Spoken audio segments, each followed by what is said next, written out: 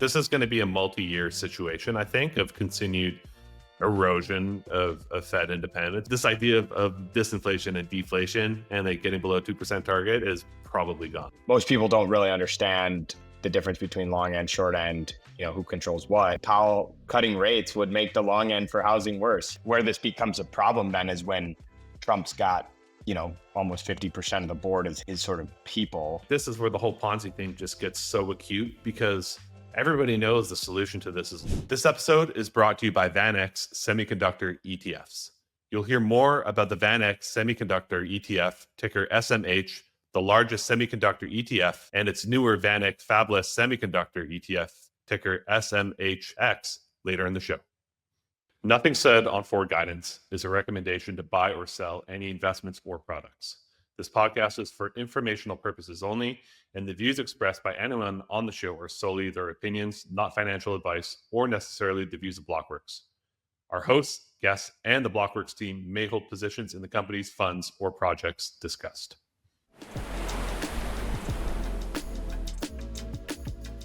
All right, everybody, welcome back to another Roundup edition of Forward Guidance. And for the first time in a while, it's back to just Quinn and I. Our boy Tyler's on vacation. He's living that dad life. I think he said he's in Tahoe right now, enjoying the sun, the California sun. So we'll miss him. So probably a distinct lack of the word Ponzi this week for a little bit, but he'll be back swinging next week after his vacation for sure. What's going on, Quinn? Not much. We're going to have to check the demographic favorability rankings here because we don't have our resident boomer hater. So maybe this show will score a little higher with the more older crowd. Yeah, the boomers will be a bit less pissed off this week. Tyler's going to come once his Rocket Labs bottoms. He'll be back to call that. But yeah, he wanted to take a hiatus.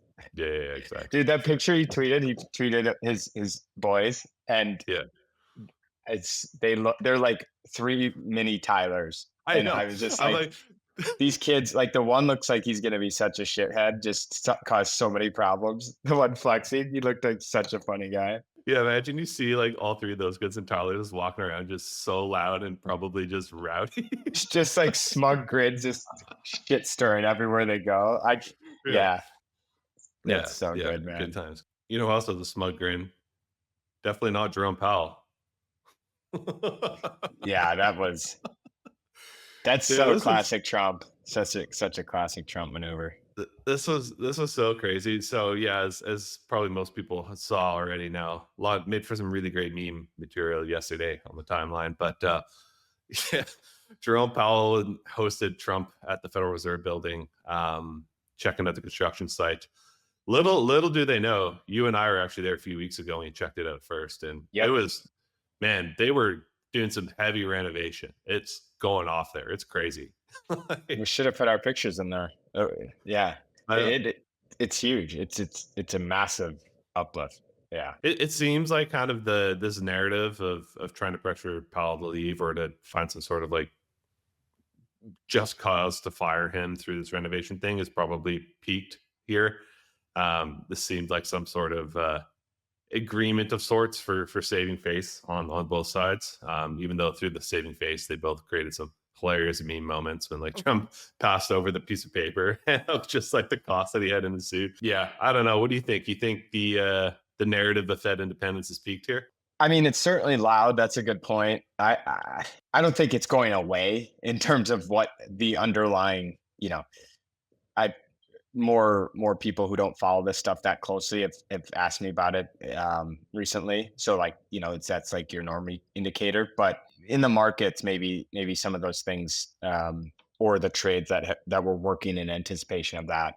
For me, when I saw the move, when the dribbled out leak, quote unquote, came to test the market's reaction, and it was like so resoundingly bad. It was basically like Liberation Day. That right there says they're not going to do it in the near future.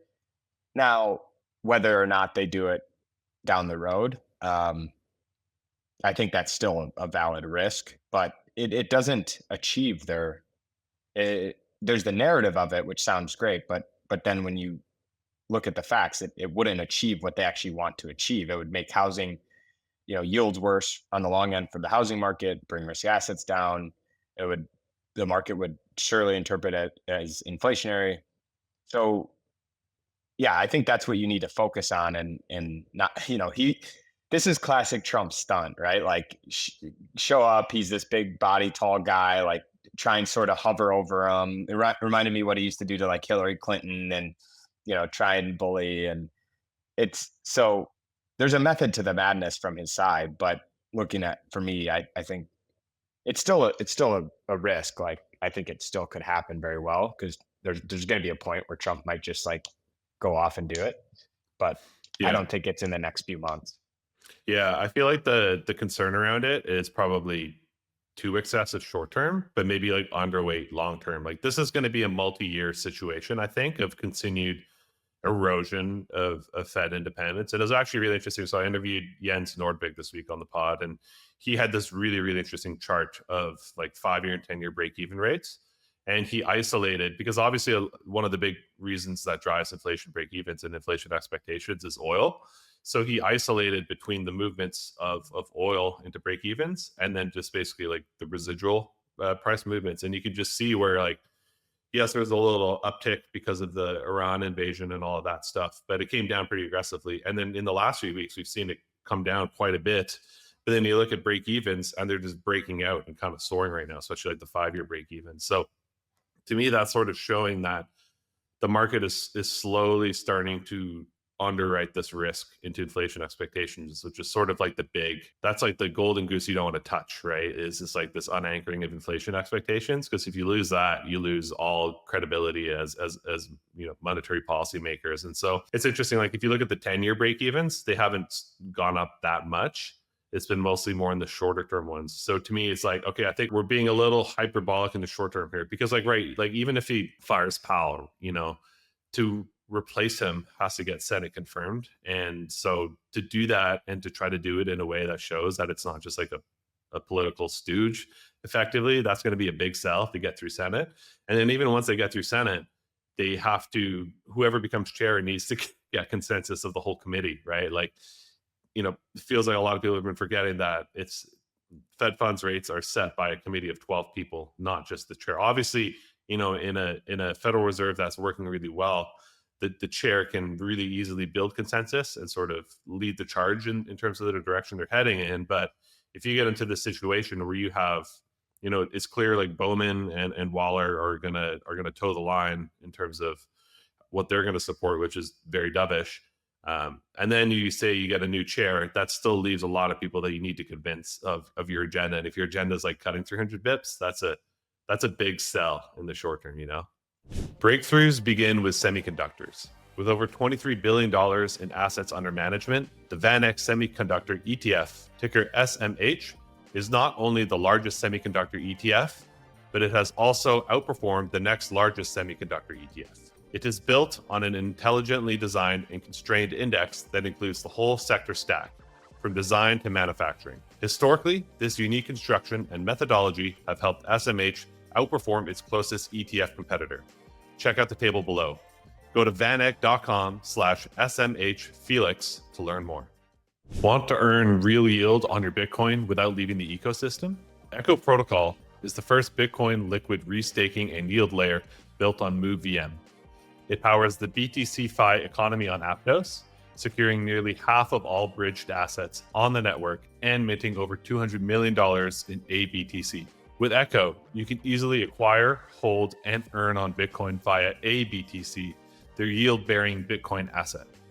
Echo already makes up around 70% of Bitcoin supply on Aptos, and it's just getting started. Learn more at echoprotocol.xyz. As always, investments in blockchain technology involve risk, terms, and conditions apply. Do your own research. Totally agree. If you look at what is best for Trump over the next 4 years, or coming from his incentives, I think that this is what it just all boils down to: is incentives. He's better off. Like, there's no midterms or anything this year they need, this market juicing for. So I think when you think of it like that, his incentive is 26 and 28. And the most important thing between now and then would be to make sure.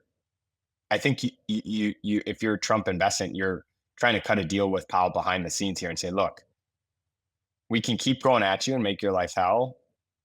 This is my guess of what they're doing. Or how about you promise we'll lay off, and you promise us when your term ends as chair, you also step down from the board, and then they get the January 26th seat next year, and they get the May one when he comes down. And I think that solves that's a win for everybody in a sense, from current circumstances. And I think Trump's antics have been him negotiating this and just ramping up the pressure, I mean, if you're Powell, right, you're like, God damn it, like this is not what I want. And so Trump's basically using this carrot and stick where he's like, look, I'm going to keep railing you in public, or you promise us you'll step down, I'll stop. Everybody's happy. And so, yeah, like you said, where this becomes a problem then is when Trump's got, almost 50% of the board is his sort of people. And then you get into much more. So on a longer term basis, that then you actually do have real risk that they're going to just hold loose monetary policy versus if you really embolden Powell and really go at it now, like he might even stay on through his term because he's concerned about independence, and that's the worst thing. So I agree. I think we're Yeah. in a similar view. Yeah, like if you fast forward to like 2 years from now, you can get into a situation where you have like Bowman, who, it's just been so interesting to see her pivot, right? Because she was the biggest hawk on the board. And then she got the vice chair supervision role given to her. And then suddenly she's talking about cutting in July.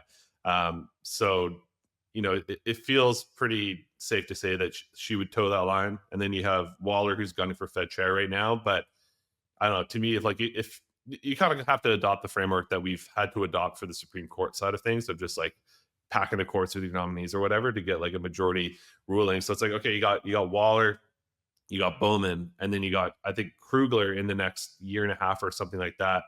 Their term ends, so that'll be a new nominee for Trump to put onto the. That's January. Board. Adriana Kugler's in January 26th. January, okay, yeah. So January. So you got that, and then if Powell actually comes off the board, that'll open up another one as well. So then suddenly you're getting pretty close to majority, and that's what I think markets haven't really started to digest yet, because that's like a 2 to 3 year type like thing you need to start thinking about. But it's coming.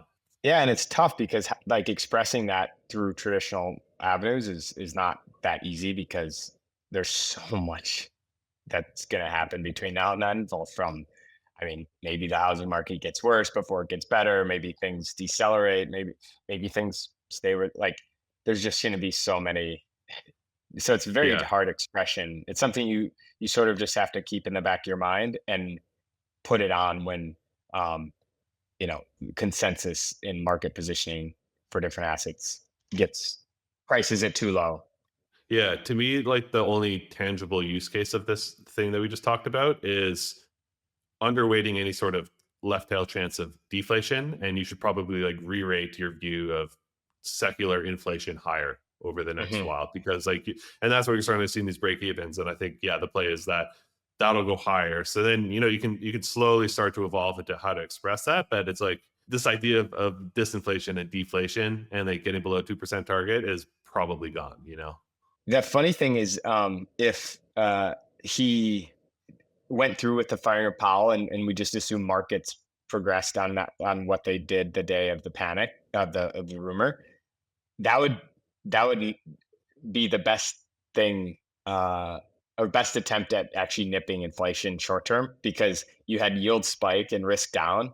So you have a negative wealth effect and you have the long end blowing out, which would curb, all this enthusiasm. And so you would actually probably have a pretty disinflationary outcome in the short term from that. Obviously, we know they would combat that with like extreme loose policy probably, but it just shows how interesting and convoluted the system is. I mean, I was talking to some people about the, people that don't work in finance about the Trump rates thing, and most people don't really understand the difference between long end, short end, who controls what. And so Trump's harping on Powell actually is his way to when and if something bad happens, can just say, well, it's because Powell, the housing market's completely frozen. oh, it's because Powell wouldn't cut rates. When in reality, if Yeah, he cut it's a rates, pretty good insurance policy.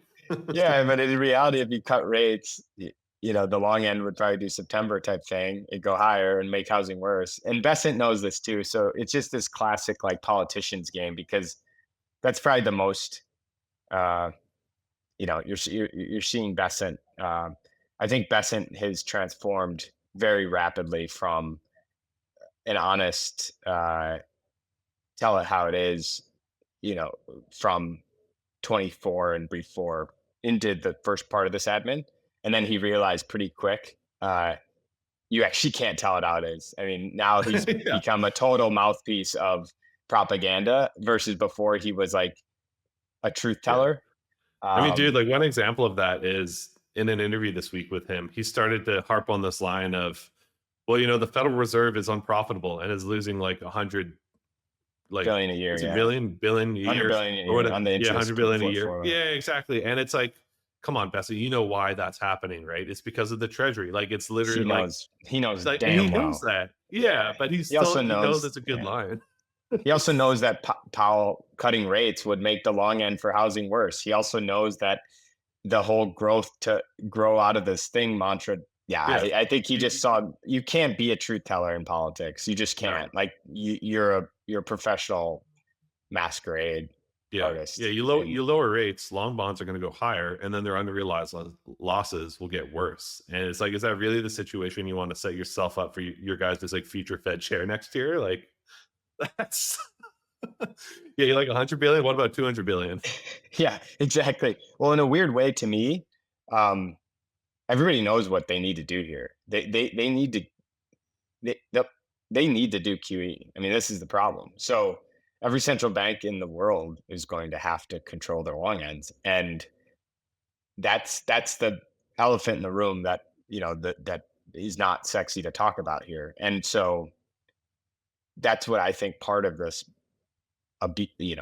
these antics, and sort of harassment of the institution is like the real conversation going beyond the scenes is like the long end needs to come down. Um, Yeah, yeah. And also to your point, like they're going to need to start.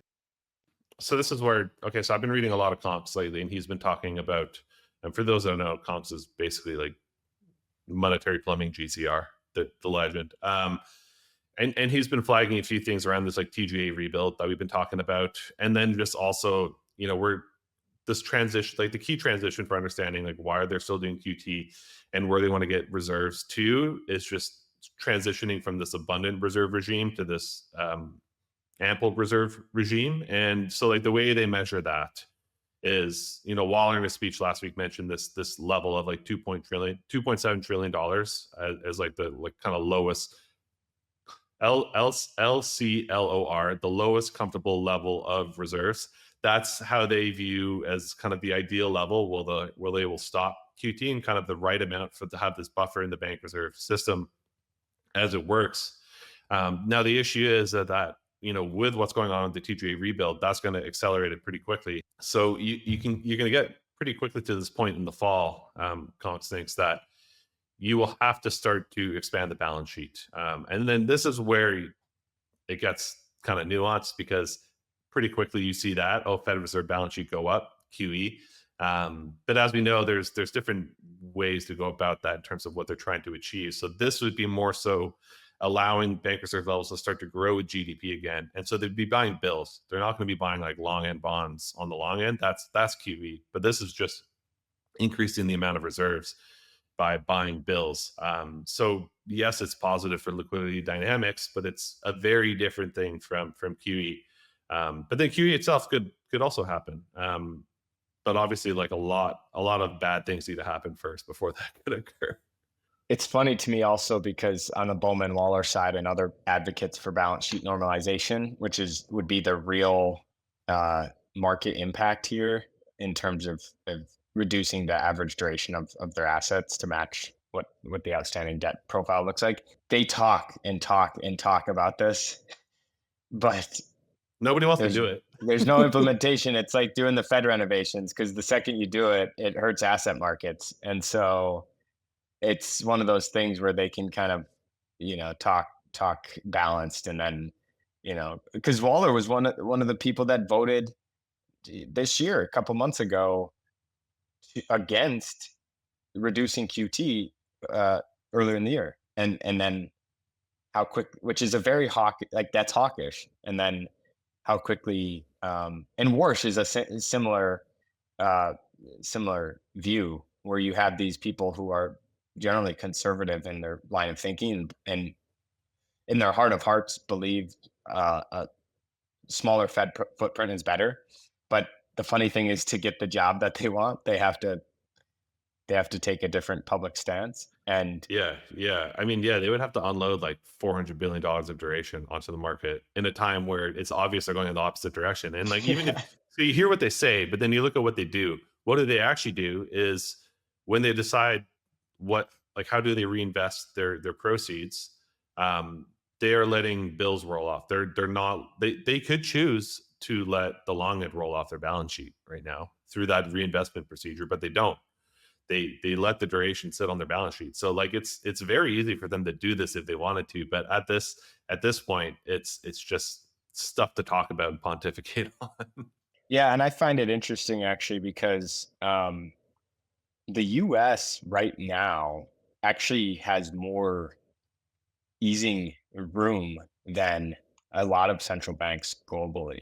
Without a doubt, more room than Japan. And now with Europe basically at zero real rates, if you think if their discounts at two, and inflation, if we think is at two there, they're basically at zero real. So yeah, it's a really, actually, relatively speaking, our front end is too high relatively, and our back end is too low. And I think that's a little bit of what, they Powell is not talking, like I said, in his transparent and honest way that he was before, but ultimately that they sort of need to massage the long end slowly higher and massage the front end slowly lower. And that's not great for assets generally, because you're raising long term. But if they do it in a very controlled way, things can stay supported, and that liquidity on the front end is beneficial. And they're trying to do it in a way that's not too stimulative, or do it in a way that's not long end blows out and too restrictive. And it's this delicate balance. And so I think that's really what they're trying to enact here. But the Yeah. TGA refill to me is, however way you slice it, over the next 3 months, uh, very liquidity negative. Right? And it's just Yeah. like the bill is coming due for the extremely stimulative rundown of the first half, and it's gravity. I don't know how you avoid that. So I think they know that's coming, Mhm. and I think they're kind of, Besant is trying to jawbone any which way to soften that blow. Yeah, I think that's what's important to discern is that it's like, yeah, like they need to issue like $1 trillion in bills over the next few months. Like that is obviously liquidity negative, but the second order thinking is that they all know that. Besson knows that.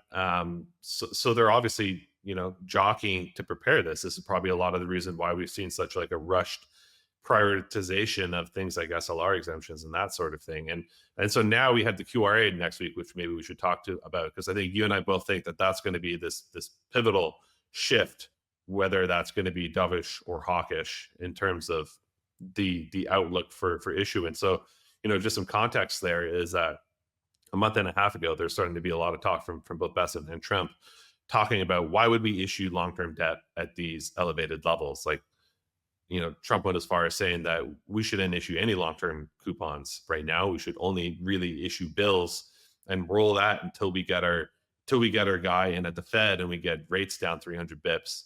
And then at that point, we can start to look at refinancing and that sort of thing. So this is all coming to a head next week in the QRA, which we will get some interesting signals.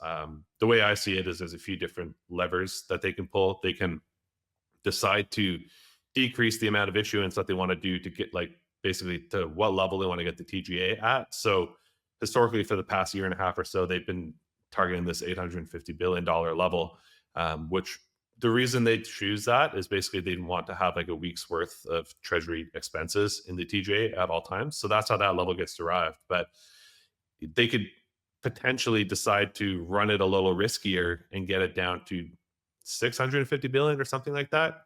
That cuts $200 billion of issuance off. So you'll want to keep an eye on that in the QRA to see if they change that target level for the TGA. And then I think the more aggressive potential outcome is one where they start to signal not just keeping the amount of coupon issuance constant, which is what we've been doing for the past like year and a half, 2 years, or whatever it's been now.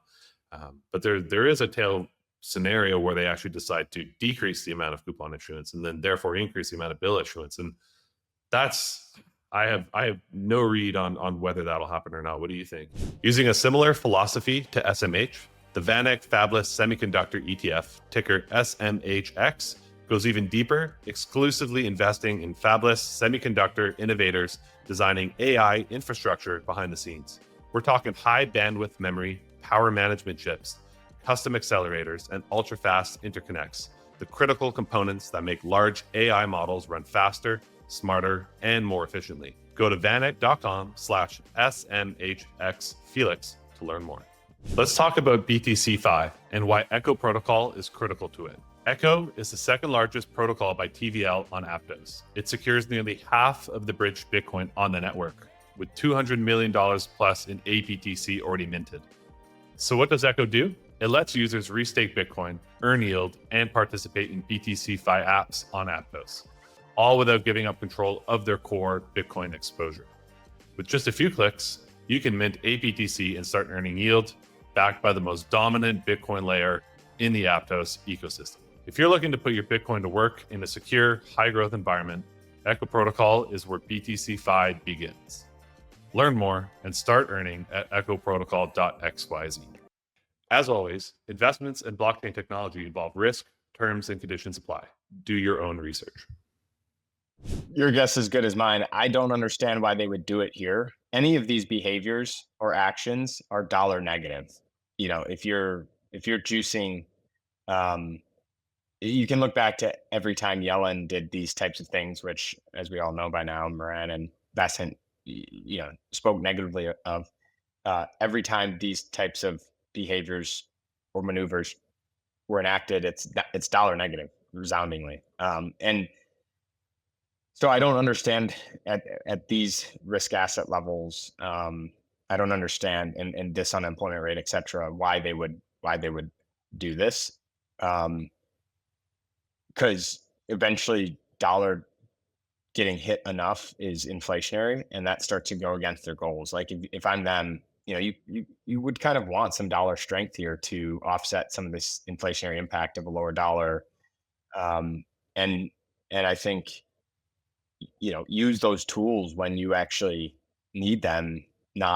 I just don't think you get that much bang for your buck doing it preemptively. So for me, I think it's tough to say, but I could see them where they say, oh, we're going to do maybe 650, 700 TGA rebuild this quarter and finish it out by year end. Maybe that pushes it and smooths it. That doesn't actually seem that egregious either. They've been running the TGA well below anyways this year. What's the difference? But the bills thing, they already have so many bills to issue already, and the debt burden and issuance levels are increasing every quarter. So it's a double whammy. If you hold coupons constant, you're increasing bills as the percentage of new debt, because new debt increases year over year. And if you reduce coupons, it's this double whammy. So I kind of think they've gotten so much, they've squeezed so much out of the fruit because they've gotten the market to believe all these things. And then I think they sort of just like don't do any of them because they've already got what they wanted from it. The market's been, propped up, liquidity's been flowing. People have assumed they're going to do it. Yeah, and to your point, a higher dollar would be good for bringing inflation down a bit, and it's also good for offsetting the tariff impact a little bit as well. So that would make sense to me. Yeah, I feel like my base case going into it is that it'll be a bit of a non-event, but I think you got to be wary that the tails are pretty fat around this one versus anything in the last year and a half, and you sort of have to. like we said, like both of us don't know what's going to happen. We have no idea. It's 50-50 at this point. But I think you need to use that as a jumping up point in terms of a catalyst for the rest of the year. Like if there's some very dovish moves in this, it's going to be a huge signal, not just about like, some people argue that this is just wonkish granular stuff that doesn't really affect markets, but it'll be a signal on the intentions of the administration. And at that point, like they're going to try and juice it into the rest of the year, and you just kind of have to, just yeah, go long risk. But and then the other side too, right? If you see anything that hints at some sort of significant restraint, I think you got to take that into consideration too. So it's sort of a let it happen and then react after. But I do think it's going to set the stage for the rest of the year, I think. Yeah, it's funny because if you go, if you assume taco persists, which it sort like at some point taco will just be called lying because Yeah. the tariffs and all the things he's tacoed on so far have been bad things, and the taco, oh, just kidding, I was joking, like has been perceived good.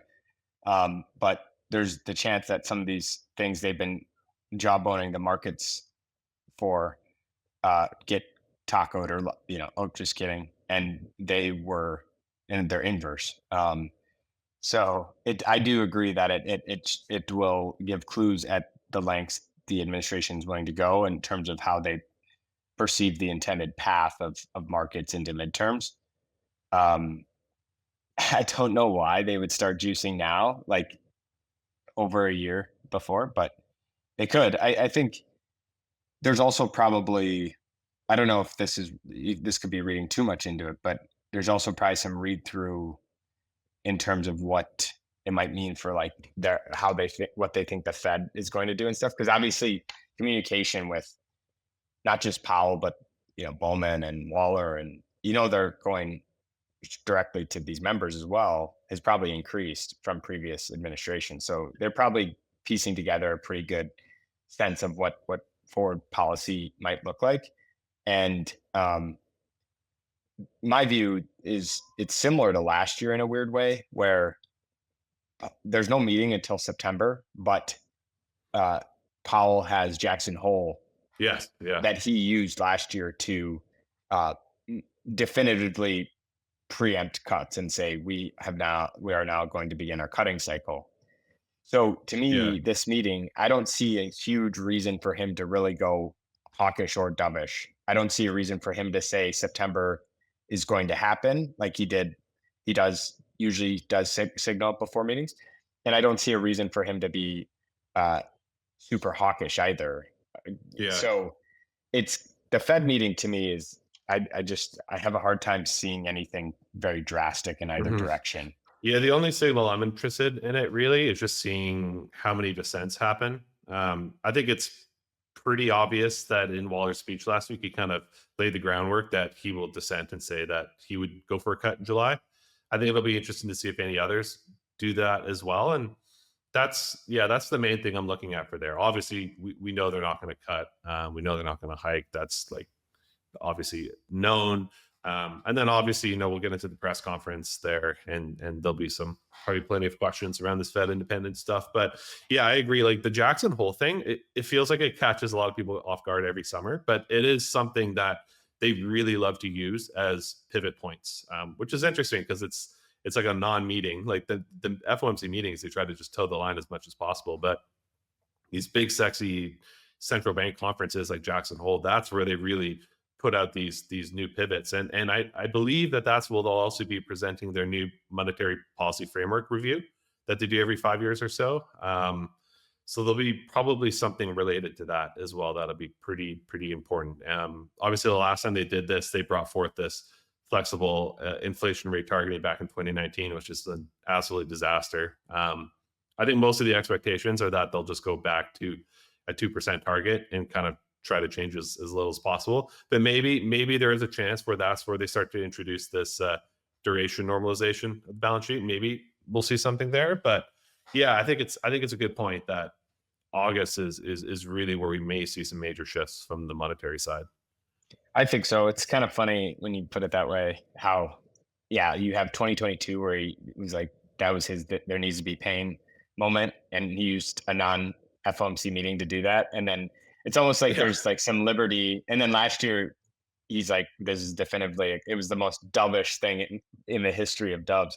Um, and that kicked off his four cut back to back meeting streak into a hot economy. Like, it's weird they use this as like, oh, we can kind of just maybe this everybody lets their hair down because it's August, summer, and people are on yeah. vacation and they just It's only talk us. more It's only freely. us degenerate nerds that are paying attention to it. Like Yeah. FOMC meetings get a lot of press, but that doesn't. Yeah, it's a strange thing. But I think your point holds around it being what to look for and yeah, the Waller Bowman thing is it creates when Waller dissents, it almost creates competition where Bowman needs a dissent. And so Yeah. we'll Yeah, see. exactly.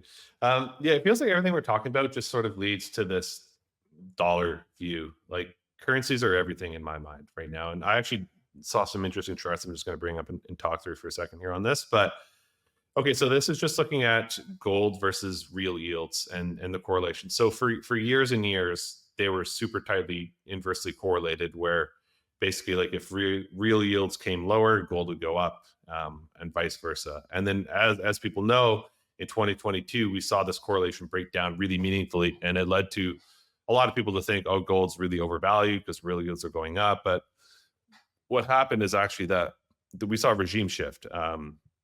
Mostly catalyzed by Russia Ukraine war and just the seizing of U.S. FX reserves from the Russian central bank, which sort of sparked this huge rally in gold purchases from central banks as well. And so suddenly this correlation started to break down. So let me just show, you can see like central banks have just been buying gold like crazy, and this has just completely flipped this what was known as this regime of a pretty steady correlation to real yields. And so what I find really interesting is we're starting to see the same situation occur in the dollar since Liberation Day. So this is a chart from Apollo that shout out to Kevin Muir for the macro tourist. He put out a couple of really good articles talking about just US dollar positioning and how to think about it. And this is a chart from Apollo that just shows how it looks like we're starting to have a repeat of what happened with gold and real yields in terms of the US dollar and rate differentials. So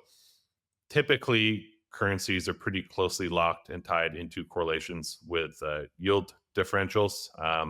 That's sort of the tried and true predictor of like 70% of FX prices. And you can see that basically since Liberation Day, we've seen this total dislocation in terms of rate differentials for the US dollar. And this has been the huge driver of just this continued decline in the US dollar and this devaluation. Like it's pretty wild when you look at something like the NASDAQ, right? Like that's all back at all-time highs. But the dollar has not regained anything. And if you look at like the NASDAQ in euro terms, it's still down on the year. So, you know, we had Treb on last week, and he kind of coined this whole like Klaus thing of these foreign pension allocators that are unhedged and exposed to US assets. And so those guys are not at all-time highs in their currency terms right now, in terms of they're still down on the year. And this is really just points at this regime shift that feels like it's happening right now in the US dollar. And so the last one I'll show, and then I'll get your take, is just, this is again from Kevin, but just looking at the correlation between the Dixie and S&P 500 over the last few years. And you can see that basically, especially as soon as we started to get a decent idea of Trump becoming president, but especially since Liberation Day, we've gone and flipped the correlation into this positive correlation between the two. So this is really unique, because if you think about just the traditional framework of thinking about the US dollar is this like smile thing where the dollar goes up in times of crises, and it goes up in times where the US is doing exceptionally well, and then it sort of steadily grinds lower in a positive way when things are mostly fine. And now what we're seeing is that on risk off days in the equities, we see the dollar go lower now, which is really interesting. So it feels like we're going through this new regime shift too, in terms of correlations ever since Liberation Day. And you know, obviously it was most pointed then because we saw like yields go up, equities down, dollar down, just full on capital flight. The correlations have kind of ebbed and flowed since then, obviously like mechanical bounces and that sort of thing. But overall, it just looks like the same thing is happening that happened in gold in 2022, and that really piqued my interest. So yeah, I'm curious like what your read is on that overall. So the Dixie has a lot of euro in it, because that's also been a trend over the last, I mean, since Trump, really, when you have him wanting to do all these individual trade deals and individual, the Taiwan situation where the Taiwan dollar just, you know, out of the blue and strengthened. So to me, it's largely a euro story. But the other thing that like you've had, at least lately too, is Japan becoming basically more dovish in many senses. Continuously kicking the can back on their hiking process despite inflation coming in hotter and hotter. And uh, I think there was probably some benefit given to the rest of the world, um, with the U.S. is the Liberation Day thing for me is it presents that opportunity for the rest of the world to import the disinflation that the U.S. has been importing from China, and so the fact pattern of that is less disinflation in the U.S., more disinflation as China has recreated its export uh, systems to Europe and South America and other places in Asia, Africa.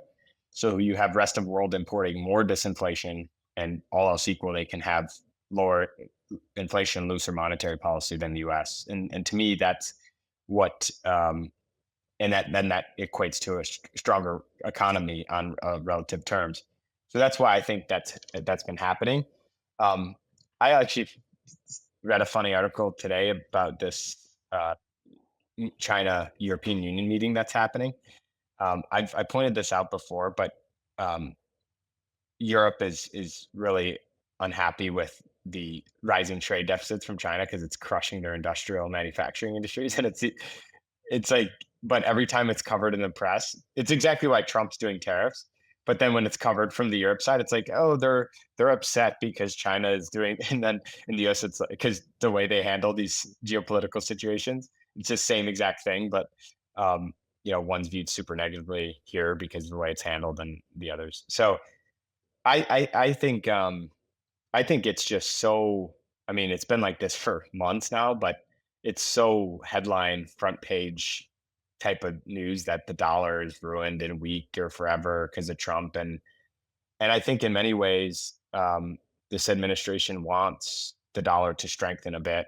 I do think secularly over the dollar will go lower, but that might be from 103 or 104 in the Dixie first. I don't have a terribly strong view, but I do think, to me, that the odds line up on, you have the liquidity contraction of the TGA, that's usually positive for the dollar, and I think that actually from this moment the U.S. has more room to cut, give with and maintain positive real rates than the rest of the world. So I do view a bit of relative advantage here, which is interesting. So I'm probably, I don't have a terribly strong view, but I think the dollar probably bounces from here. Yeah. It feels like that's the right call to have, like as traders, is that, and I mean like positioning too. We didn't even get it. We've gone into Yeah, that in other episodes, but like, yeah, everybody's short dollar. Or at least everybody's talking about being short dollar. But I mean the CFD positioning is pretty short dollar. So it's like you see all these things and we're heading meaningfully lower, but you also know markets are going to test positioning, right? And it's not just going to be a free lunch on, you're not just going to get like a 10% down candle in one day on the US dollar. um yeah, so I mean, the way I frame it is that the devaluation trade and trend is strong still, and it's obvious where we end up. It's just you have to navigate your way to get to that point, and especially when sentiment is so one-sided like it is right now. yeah, you have to just be careful. The trades, when everybody knows the trade and is talking about it, it's not usually the good trade anymore. I mean, I sort of wonder that on the like debasement narrative. If we're talking about this and putting the clues to, piecing things together from our conversation earlier around maybe being peak hysteria around Trump firing Powell, what has been bid up as a result of that. That's like debasement trade, and nothing stops this trade and all that. So I kind of wonder if the trades that have worked for that narrative, or that worked fitting that narrative, I wonder if they continue to work, or if when that actually comes, the trade is something else, like real inflation protection, aka like other things. But I think we do have some time. I think there needs to be some deleveraging between now and year end. I like stuff like copper a lot for that reason. It feels like it hasn't baked in as much of that, and it's a more cyclical play to inflation, which is like that's where I'm at, is trying to think about what are things that have tailwinds over the next while. So, and it just doesn't have as much froth in it as something like gold right now. Yeah, so definitely a line there for sure. Yeah, copper's done well.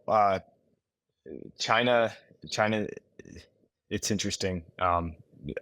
We've been long a bit of China, caught this move on a relative basis, but uh, it's tough because if the dollar breaks out here, it's not a great environment for any risk asset altogether. But we shall see.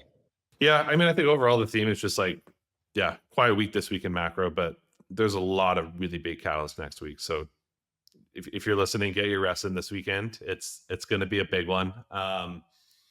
Yeah, I'm going into it with an open mind, pretty 50-50. I'm just going to react afterwards. But yeah, there's some big stuff coming for sure. The other thing I find interesting that's going on is the increased discussion from the administration on the housing market, because I think maybe they feel that inflation has been conquered a bit, and they feel that some of their other initiatives, right? I mean, they're basically at complete with the trade deals with the main counterparts. So we have most of those pieces of the puzzle, and I think it's timely to start talking about housing at the time they have to refill TGA, and it's putting upward pressure on yields, all else equal. Um, but but the tools there, we'll see. He's dangled cutting taxes and different things, but it's a bit harder nut to I mean, crack. this is like shout out to our boy Tyler, but like this is where the whole Ponzi thing just gets so acute because everybody knows the solution to this is lower housing prices, but like you can't do that because it's the retirement plan for an entire generation. So it's like we talked about this, but it's so funny to see them toe the line between saying we want to increase some affordability for the younger generation, and then they're like, okay, well, how are you going to decrease prices? Well, no, we can't do that, or else nobody can retire, and they're all going to be bankrupt. So we're just in this terrible scenario where like mortgage rates are high, and then prices haven't come down that much. Some of the speculative markets have come down a bit.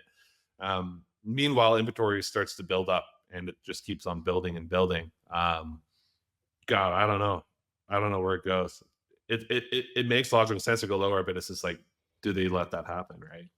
They need to, again, why they need long end QE, because they need they need to unlock the financing side of affordability, while they unlock the supply side, and the supply side brings prices down because inventory stacking up.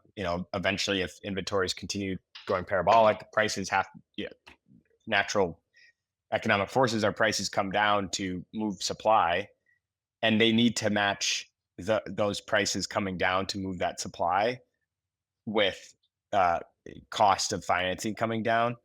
I think immigration is one of the tools they're working with here to reduce overall demand. They are also using tariffs to blunt economic growth to hopefully bring rates lower in our mind. Um, and so it's this, again, delicate balance, but yeah, we'll Honestly, see. yeah, like nuking immigration to zero, like they've done, is probably a pretty win-win situation for housing affordability here. The only tail risk is like wage growth. So you have to be cognizant of that. But Yeah, there's a big trend here uh, in all the things we're talking about, which is, you could probably run an AI bot and like scrape this. Is everything we're talking about is them uh, deciphering how they're going to maintain the near term, uh, happy path, but Party. everything has Yeah. the long term ramifications. We're talking about, you know, the QRA and the Fed stuff has, okay, it's fine in the near term, but it's inflationary long term. We're talking about immigration. It's fine in the near term where there's less demand cyclically, problem in the long term with wage inflation. We're talking about the housing market where it's problematic short term, and so it's like all the solutions are long term secular inflationary. They've used all their brownie points on the oil front. It just item after item stacks up to it being murkier down the road, and that's just Yeah. classic political. Yeah, it's constant short-term gains for long-term pain, and yeah, but you have to dance while the music is playing until then, right? Like, because they're just gonna keep throwing everything that they can. So yeah, I mean that's where I'm at, but it's I have the catalysts that I look at in terms of when this party ends, and you just have to Yeah, be cognizant of those. But like inflation break evens, track those every week. Like that's what I'm focused on right now. Is like if we start to really see those go while oil is flat or low, like it is, like that's start to show up some of those long term pain situations. yeah. Like you said, with commodities in check, like that doesn't leave you a lot of room. Uh, yeah, it's an interesting. It's it, it's a very it's clear as mud, right? Yeah, exactly. Yeah. All right, man. Well, I think we can leave it there. But yeah, Tyler, if you're listening, hope you're having fun in Tahoe. I love Lake Tahoe. Have you ever been there? I haven't. It's on the It's list. sick. Yeah, I've been skiing there. A lot of fun. Hope he's having a Yeah, it good looks time. beautiful. Yeah. Cool, man. Well, have a good Good. weekend and good chatting. Yeah, you too.